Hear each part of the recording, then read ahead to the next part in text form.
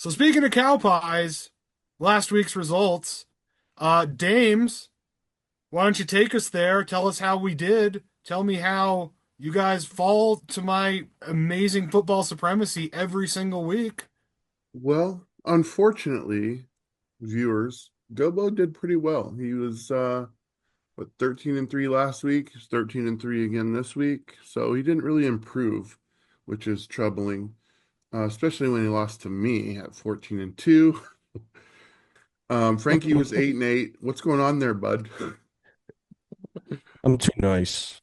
nice. I Well, gotta start, gotta get there's more into always the analysis. there's always week 3 to bounce back, my friend. And Ben, surprisingly, shockingly, was 13-3 as well.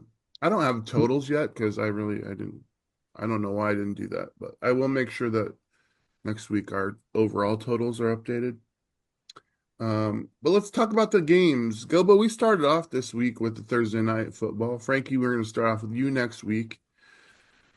But Washington comes to Green Bay. Green Bay wins 27-18. The game was never really, I felt, out of hand for Green Bay or even in question, even though the score is not maybe what you might have wanted it to be as a Packers fan. Go ahead.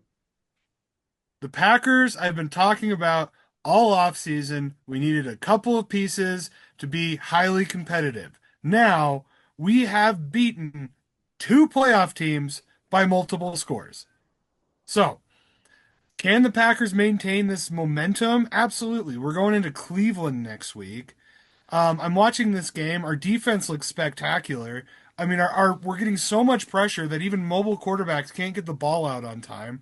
Our secondary somehow got better, even with losing, a good portion of our safeties. So I don't know. I mean, at this point, why are the Packers number one in the power rankings? Because I think they should be. And I'm not saying that as a biased Packers fan. Like, obviously I am.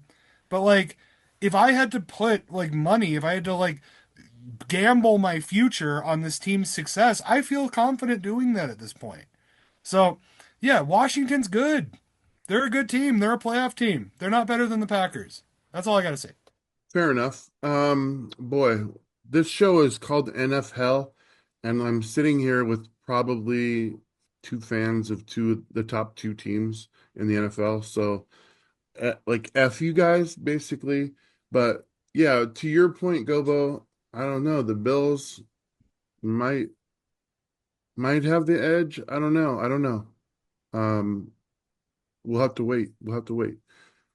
But thank you for your comments and congratulations. I don't want to see a fucking crown on your head after beating Cleveland next week. And if I do, it's just going to If I mean sad. Go if ahead. I wear the if I wear the crown after the Cleveland win, yeah, then that's that you can kick me off the show. But yeah, no, figuring out if we're better than the Bills, that will be a February problem. Yeah, no shit. All right, speaking of Cleveland, they make their way to Baltimore to face their old selves, and their old selves kick their ass. It was 41-17. Did anybody think that this was going to go any other way, Ben? I was just gonna tell Gobo to take the damn crown off. Okay, Now I want to put it back on. great. All right, Jacksonville at Cincinnati. Dude, Cincinnati, man, I can't even imagine being a fan of that team right now. Notoriously slow starters. You're 2-0 despite that. But Browning has to come in. But three interceptions later, Cincinnati wins that game 31-27. It was quite I almost was shitting my pants because I said there's no way Jacksonville's going to win this game, but I wasn't taking into account that Joe Burrow would go down at 3 months. He's going to be out. All right. The Giants, the G men go down to Jerry World in Dallas. We were split here. Dallas, this actually was a really, really fun game to watch, despite the disparity that are these two teams.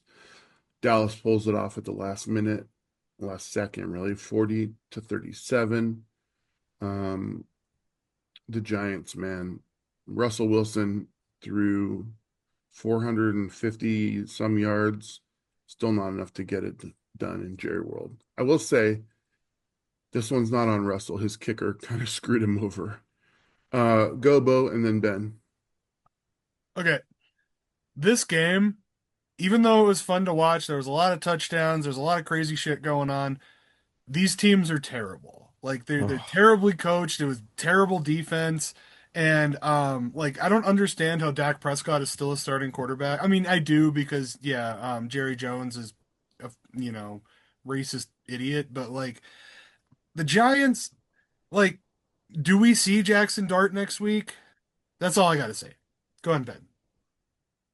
Was this Russell Wilson's last good game of his career? And does he have the worst head coach in the NFL on the sidelines? Because he might. I don't This know. He was doesn't play for Miami, bro. All Well, right. this is this was oh sorry. Russell Wilson broke a record. He broke his record in this game. This is the best quarterback performance of his career. okay, Gobo, can I ask you a question? Do you care? Fuck no. Exactly.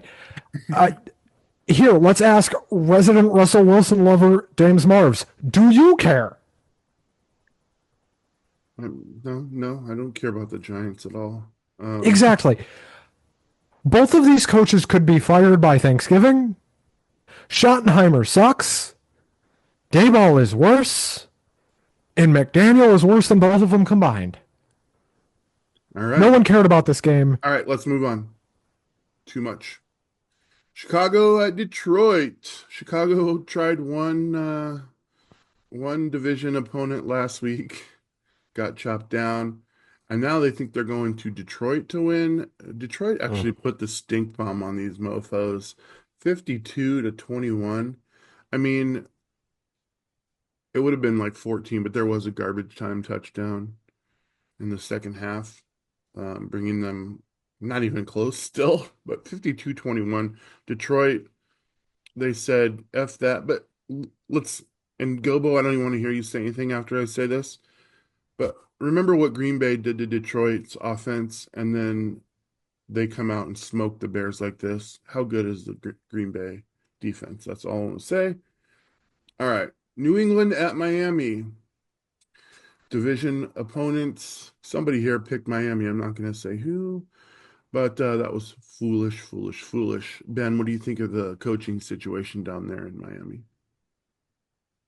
Does anybody care anymore about the Dolphins? They shouldn't. Do the Dolphins care Well, about the let's do this, Dolphins? Ben. You tell me a team that you care about, because I feel like There's like three. you could care about any team, according to you. There's like three. I look, my gimmick is I hate the NFL, and it's not even a gimmick. I just hate this league. This season sucks already.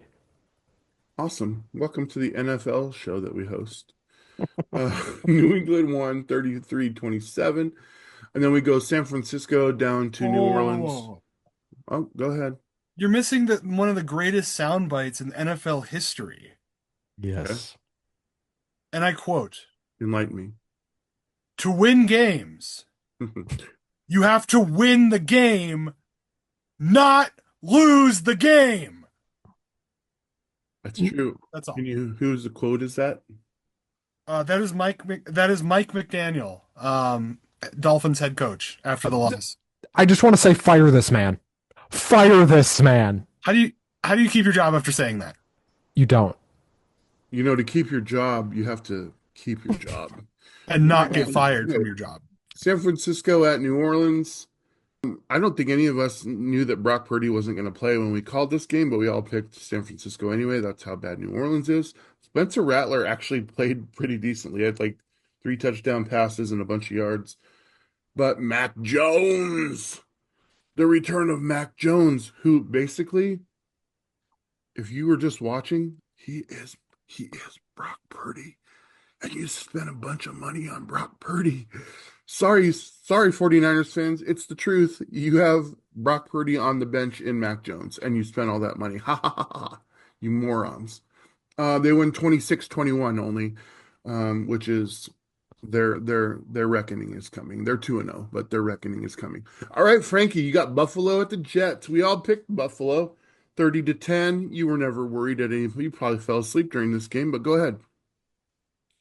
For me, did we light them up? Yes. Did we score 30 points? Yes. Was it an exciting game as a Bills fan? Not really, except for a 40-yard run by James Cook where he sliced and diced through the defense. But other than that, not a very exciting game.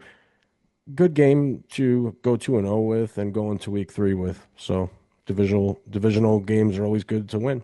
Yeah, you got to take those division games and you got to do to teams what you're supposed to do, and that's what was supposed to happen, and they did it. All right. Seattle at Pittsburgh. I'm a little frustrated here because of what I saw week one. I saw what I felt was like an incapable Sam Darnold. Turns out didn't make me feel any better. And then the second half happened, and our defense completely just put the clamps on Aaron Rodgers. They were up his ass all day long, and it was quite fun to watch. Jackson Smith and Jigba and K9 are the standouts, as well as some of the players on our offensive line, including Oots, the fullback, number 40. He pancake blocked two guys in one play on a K9 run for 24 yards. Amazing. Go ahead, Frankie. This was my orange caution game last week that I picked Pittsburgh cautiously, thinking Seattle could maybe pull it off, but I gave the defense of Pittsburgh too much credit. So this was my orange caution game of last week. Yeah, 31-17 final score. Is this Mike Tomlin's first season of a negative record and missing the playoffs? No, I don't know, man. That's a good point. That's a good point. I'd have to look at the rest of their schedule. Then we have Rams at Tennessee. We all picked the Rams. We all know Cam Ward's going to struggle in year one. He doesn't really have a ton of weapons, although he did play pretty well, which is a good sign for them. They still lost to the hapless Rams 33-19. Also 2-0 because of the teams that they opened up against, but I digress. Carolina at Arizona, another snoozer. We all picked Arizona. Um, Bryce Young tried to bring him back at the end, but man, like fourth quarter comebacks like that are supposed to look and be fun, but it just looked like an absolute disaster. Arizona wins 27-22. Ben, 10 seconds. We had another great sound bit in this game. After this game, Kyler Murray, with a moment of brutal honesty, said, "We're 2-0, but if we keep playing like that, we're going to lose games." Fair enough. Duh. Fair enough. All right, I need this mic. All right, Denver at Indianapolis. Dude, this game, uh, look, I don't want to be the guy that's like, I told you so, but the Colts, I've been on their nuts since we opened the show. You got to look at the roster, guys. This team is stacked with players. Go, I'm gonna let you talk about the details of this game, but it was 29-28. A couple kicking faux pas, but go ahead. Okay. What did I say last week? I said the Broncos were going to go in there with a big head after a very ugly win against Tennessee in week one. They're going to get overconfident. They're going to let the Colts stick into it. And there's a very real chance they fuck it up. And they fucked it up. And I'm very happy. I mean, if you're a Broncos fan, I would honestly be happy about this loss because now they're going to go back to the drawing board and they're going to figure out how to play Broncos football. This is a bad loss. And, the Colts, they're probably the class of the AFC South right now is, whatever that means. Tacking on what you said, Gobo, despite this loss, which really only came because of a leverage call on a kick that was missed from, what is it, 15 yards further back, gave them a second chance to win. But Bo Nix is still impressive. I don't care who you are. Watching him play is just impressive. All right. Philly at Kansas City. We were again split on this game. Gobo and I took Philly. You two took Kansas City. Understandable. There's not really a bad choice to make in this game unless you remember the Super Bowl. And this game ended 20. I said that was going to be two scores, but I was wrong. 20-17.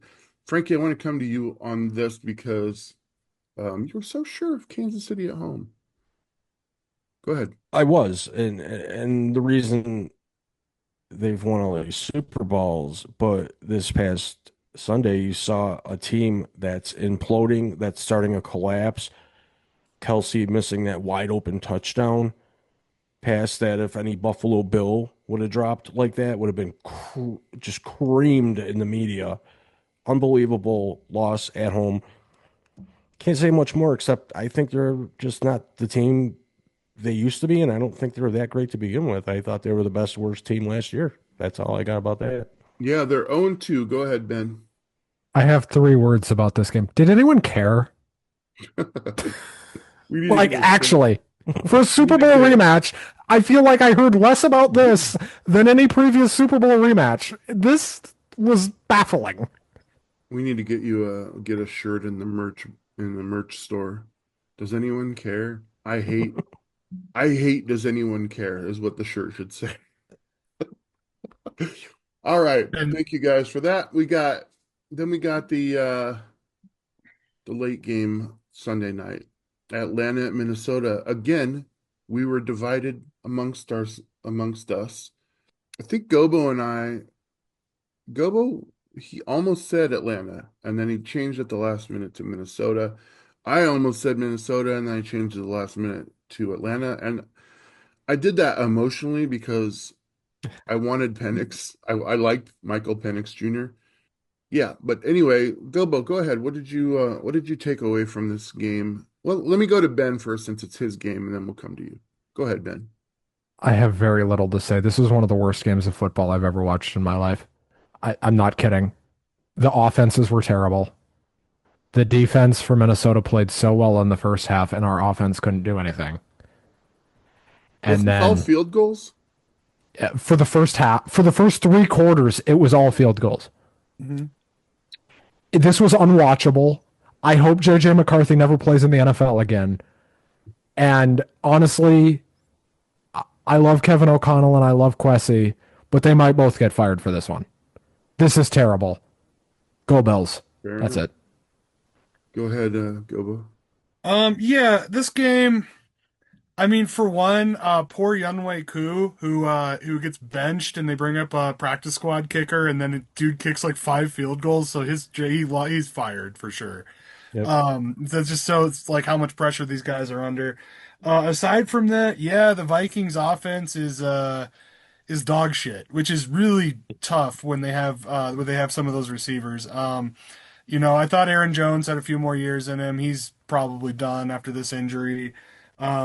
Yeah, it's not a great time to be a Vikings fan, but it never really was a good time to be a Vikings fan.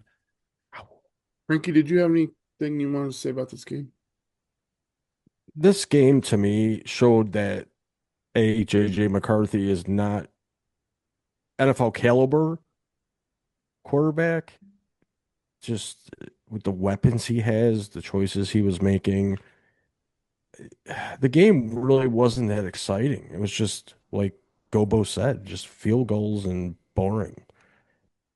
Carson Wentz. I'm calling it the resurgence of Carson Wentz. If Go at fuck all, yourself.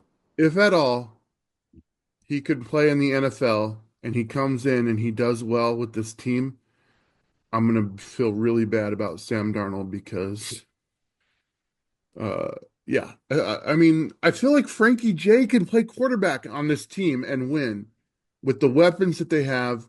Granted, they lost a running back, which is gonna hurt them, but I mean, dang, dude, this team is stacked on the offensive side of the ball. All right, let's move on.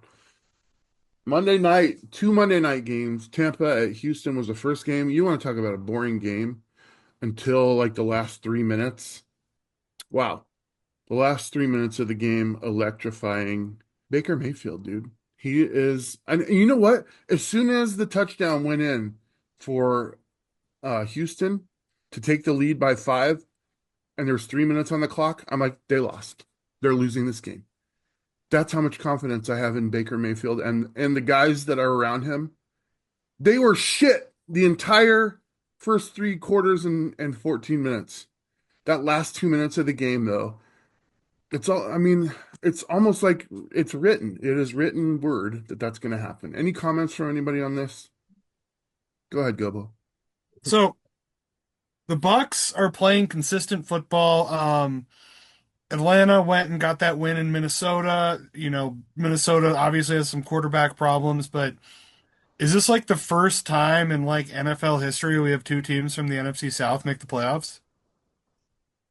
Ben actually gained a game on us on this one. We got a little too high on Geno Smith, who looked really like, I'll just put it this way. Watching Geno play that game made me happy to have Sam Darnold, which is, I don't know how many times I'm going to say that this year. Now, I will say this. On paper, it looks really bad. If you watch the actual interceptions, all three of them were tipped by somebody else. So how much of that is on Geno and how much is on the other player? Doesn't matter. It only goes down on Geno's record. Frankie, did you stay awake for this game? I tried to, and the only reason I did is Khalil Mack is a native of Buffalo and went to school a mile from where I grew up. So boring game. Geno Smith, I expected a huge game out of him being at home week two, Pete Carroll's birthday, and he shit the sheets, really. He shit the sheets. And I know you say that a couple of those interceptions were tipped. I for me, I have this weird thing about tipped balls. They should be putting the ball in a different spot so that it's not getting tipped.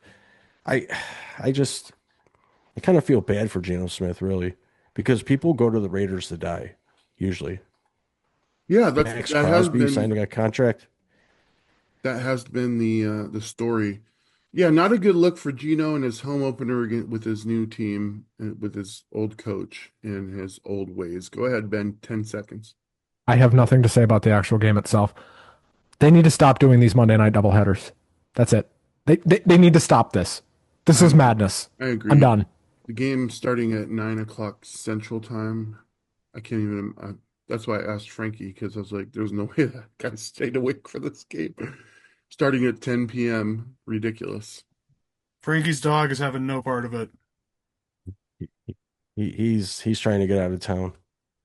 He's trying to follow Miami. Trying to get out of the fart smell.